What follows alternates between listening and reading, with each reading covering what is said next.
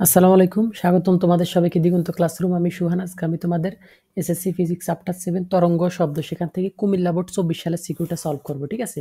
তো আশা করি স্ক্রিনে তোমরা উদ্দীপক আর প্রশ্নগুলো দেখতে পাচ্ছ। তো শুরুতে আমরা উদ্দীপকটা দেখি। দেখো এখানে একটা শব্দের উৎস দেওয়া আছে। জাস্ট এটা উৎস। এখান থেকে কি হয়েছে? শব্দ উৎপন্ন হয়েছে। উৎপন্ন হওয়ার পর ওই শব্দটার একটা চিত্র আমাদের দেওয়া আছে এরকম ভাবে। ঠিক আছে? এই যে আমাদের তোমরা একই সঙ্গে দাগগুলা দেখতে পাচ্ছ, এটা দ্বারা বোঝাচ্ছে আমাদের সংকোচন। আর এই যে ফাঁক ফাঁক দাগগুলা দেখতেছো দূরে দূরে, এটা দ্বারা বোঝাচ্ছে প্রসারণ। তাহলে এটা দ্বারা কি সংকোচন, আর এটা দ্বারা কি আমাদের প্রসারণ। ঠিক আছে? ওকে। তো তার মানে এইখানে আমাদের এই যে এটা সংকোচন, এটা প্রসারণ, এটা সংকোচন, এটা প্রসারণ, এটা সংকোচন। ওকে। তারপর দেখো আমাদের এই যে শব্দটা সৃষ্টি হয়েছে, এটার এই মাথা থেকে এই মাথা পর্যন্ত এই শব্দগুলা সংকোচন প্রসারণ হইতে কতটুকু সময় লাগছে সেই সময়টা দেওয়া হয়েছে। অর্থাৎ এখানে যতগুলা পর্যায়কাল সম্পন্ন হয়েছে সবগুলা পর্যায়কালের মোট সময়, একটা পর্যায়কালের সময় না। সবগুলো শব্দ তোমার সংকোচন প্রসারণ পর্যায়কালে কতটুকু সময় হয়েছে সেটা আমাদের দেওয়া আছে। সেটা কত দেখো 0.0125 সেকেন্ড। আচ্ছা, তারপর বলা আছে শব্দের তরঙ্গ দৈর্ঘ্য 1.7 মিটার এবং উৎস হতে প্রতিফলকের দূরত্ব 16 মিটার। অর্থাৎ এই যে উৎস, এই উৎস থেকে এই যে প্রতিফলক, এই যে এটার দূরত্ব হচ্ছে আমাদের 16 মিটার। জাস্ট এতটুকু। ওকে। তো এখন দেখো এবার তুমি ছোট ক নাম্বারে বলছে শব্দ তরঙ্গটির কম্পাঙ্ক নির্ণয় করো। ওকে। তো ছোট ক নাম্বারটা যদি আমরা দেখি, তো দেখো কম্পাঙ্ক এফ সমান সমান আমরা কি জানি? এফ সমান সমান আমরা জানি বি বাই ল্যামডা। ঠিক আছে? আরেকটা সূত্র আছে, সেটা হচ্ছে 1 বাই টি। তো টি হচ্ছে কি? এই যে আমাদের 1 বাই টি এর এই যে টি, এই টিটা হচ্ছে আমাদের মূলত পর্যায়কাল। ওকে। তো আমরা দুইটা সূত্র দিয়ে এই কম্পাঙ্কটা বের করতে পারি। হয় আমাদের শব্দের বেগ বের করব, তারপর তরঙ্গ দৈর্ঘ্য বের করব। কথা হচ্ছে তরঙ্গ দৈর্ঘ্য বের করা লাগবে না, সেটা দেওয়া আছে 1.7 মিটার। তো এই সূত্র দিয়ে বের করলে আমাদের শব্দের বেগটা বের করতে হবে, এই যে এইটা বের করতে হবে। ওকে। আর যদি আমরা এই সূত্র দিয়ে বের করি, তাহলে আমাদের এইখানে 1 তো কিছু না, টিটা বের করতে হবে। টি হচ্ছে মূলত এই শব্দটার পর্যায়কাল। ওকে। তো আমরা এই সূত্র দিয়ে করলে বেশি সিম্পল হবে, কারণ এখান দিয়ে যদি আমরা শব্দের বেগ বের করতে চাই, দেখো এই কাহিনীগুলা কত ডিগ্রি সেলসিয়াস তাপমাত্রায় হয়েছে ওইটা বলা নাই উদ্দীপকে। তো শব্দের বেগ বের করতে হলে টি লাগবে। আশা করি সূত্রটা যারা জানো শব্দের বেগের, তারা জানো যে টি লাগবে। তো উদ্দীপকে চিত্র দেওয়া নেই, তাই আমরা বেগ বের করতে পারবো না, অনেক ঝামেলা হবে। তো আমরা এটা দিয়ে করব না, এটা বাদ। এটা দিয়ে করব 1 বাই টি কম্পাঙ্ক। তো পর্যায়কাল বের করব কিভাবে? দেখো আমরা জানি যে সংকোচন আর প্রসারণ মিলিয়ে হয় আমাদের তোমার একটা পর্যায়কাল। অর্থাৎ এই যে আমাদের ধরো এটা হচ্ছে আমাদের সংকোচন। ঠিক আছে? আর এই যে আমাদের এইটা হচ্ছে কি আমাদের, দাঁড়াও আর একটু ফাঁক দিই, এটা হচ্ছে আমাদের প্রসারণ। তার মানে এ একটা সংকোচন, এ একটা প্রসারণ, এই দুইটা মিলিয়ে হবে আমাদের টি। আর যদি একটা হয়, শুধু সংকোচন হয় অথবা শুধু পর্যায়কাল হয়, তার মানে হবে হাফ টি। হাফ টি মানে 0.5 টি। যদি আমি শুধু সংকোচন নিই তাও হাফ টি, আর যদি আমি শুধু প্রসারণ নিই তাও হাফ টি। দুইটা মিলিয়ে যোগ করলে হবে আমাদের টি, অর্থাৎ একটা পর্যায়কাল। তো এখন এটা আশা করি বুঝছো। এটা বুঝলে এবার আমরা এখান থেকে কিভাবে পর্যায়কালটা বের করব তুমি দেখো। এখানে দেখো তুমি, দাঁড়াও, এই যে আমাদের এতটুকু সংকোচন হয়েছে আর এতটুকু প্রসারণ হয়েছে, এখানে কি সংকোচন আর প্রসারণ, তো একবার সংকোচন একবার প্রসারণে মিলে কয় হয়? একটা টি হয়। তার মানে আমরা লিখলাম একটা টি, এখানে আছে একটা টি।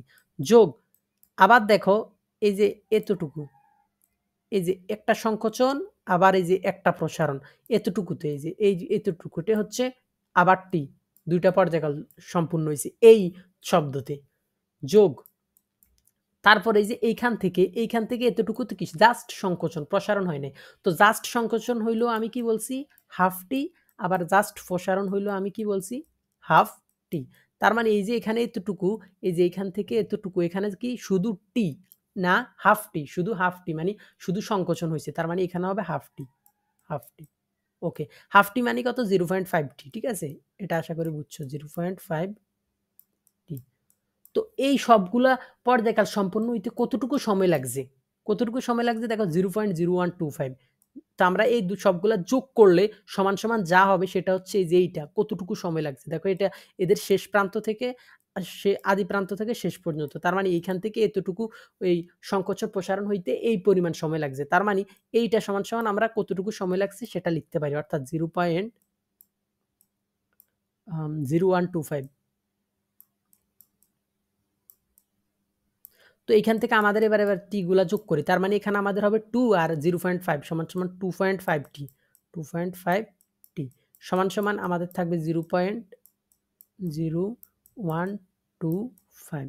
তো তো সমান সমান এখান থেকে আমাদের টি লাগবে। টি বলতে কি পর্যায়কাল, জাস্ট একটার জন্য, অর্থাৎ জাস্ট একটা সংকোচন আর প্রসারণে কত সময় লাগছে সেটাকেই পর্যায়কাল বলে। অর্থাৎ এই যে এতটুকু সংকোচন আর প্রসারণে যে এতটুকুতে কতটুকু সময় লাগছে ওইটাই হচ্ছে টি, ওইটাই হচ্ছে পর্যায়কাল। আর আমাদের ওইটাই লাগবে, কারণ এই সূত্রে আমাদের এই টিটা, টি বলতে কি ওই পর্যায়কালটা বোঝায়। ঠিক আছে, তো আমরা টিটা রেখে দিব।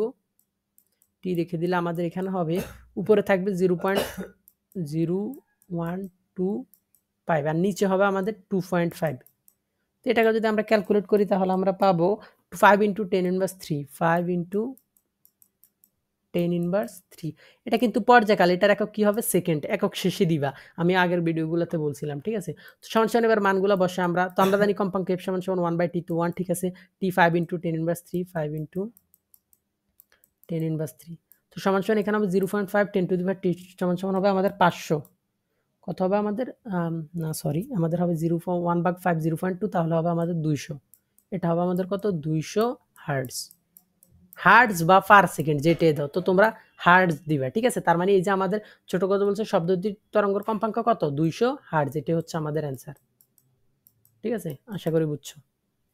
আচ্ছা, তো তোমরা যদি ছোট গ নাম্বারটা বুঝে থাকো, এবার বড় গ নাম্বারে লক্ষ্য করো। এটা একেবারে সিম্পল। তো আমি শুরুতে বড় গ দিই। তো এখানে দেখো বলছে এ উৎস থেকে প্রতিধ্বনি শোনা যাবে কিনা। তো একটু আগে আমি তোমাদের উদ্দীপকটা বুঝালাম, এখানে একটা শব্দ উৎপন্ন হয়েছে, সেই শব্দটার এখানে চিত্র দিয়ে বুঝাইছে কোনটা সংকোচন হয়েছে, প্রসারণ হয়েছে এবং সময় দেওয়া আছে। ওকে, তো বলছে এ উৎস থেকে শব্দ প্রতিধ্বনি শোনা যাবে কিনা। এই যে এস উৎস, এটা থেকে শব্দের প্রতিধ্বনি শোনা যাবে কিনা। ওকে, তো এখান থেকে শব্দটা মূলত ক্রিয়েট হয়েছে। ঠিক আছে, ওকে, তো শোনা যাবে কিনা, তো প্রতিধ্বনি কিভাবে শুনবো আমরা জানি, আমরা ওই যে 2d ইজ ইকুয়াল টু, দাঁড়াও, 2d ইজ ইকুয়াল টু বিটি এই সূত্র দিব। ঠিক আছে, তো এখান থেকে যদি টিটা 0.1 থেকে বড় হয় তাহলে শুনতে পাবে, আর যদি ছোট হয় তাহলে শুনতে পাবে না। তো এই 2d ইজ ইকুয়াল টু বিটি দেওয়ার জন্য ডিটা লাগে, ভি লাগে, টি তো আমরা বের করবো। তো ডি কি, ডি হচ্ছে উৎস থেকে প্রতিফলকের দূরত্ব।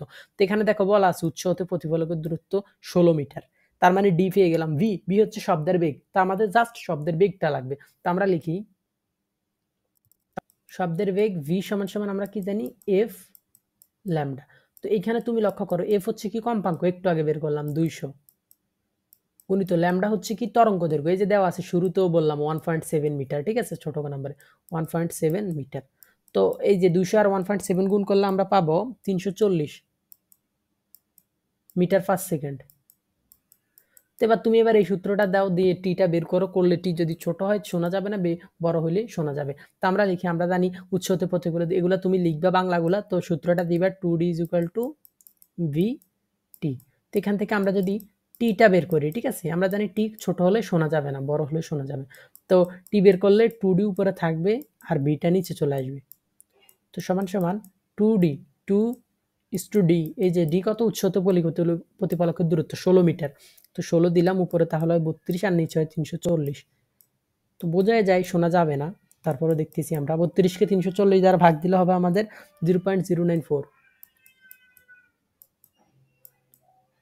এখন বলো 0.094 কি 0.1 থেকে বড় না ছোট? ছোট। দেখো 0.094 এটা আমাদের 0.1 থেকে ছোট, 0.1 থেকে ছোট, তাহলে শোনা যাবে না, বা টি থেকে, টিটা এর চেয়ে ছোট, শোনা যাবে না, শোনা যাবে না, যাবে না। এটা হচ্ছে আমাদের অ্যান্সার। তো আশা করি একবার প্র্যাকটিস করবা, তাহলে আরো ক্লিয়ার হয়ে যাবে। তারপরে সমস্যা থাকলে আমাকে জানাবা। তো দেখা হবে পরের সৃজনশীল সমাধানে, পরের ক্লাসে। ধন্যবাদ।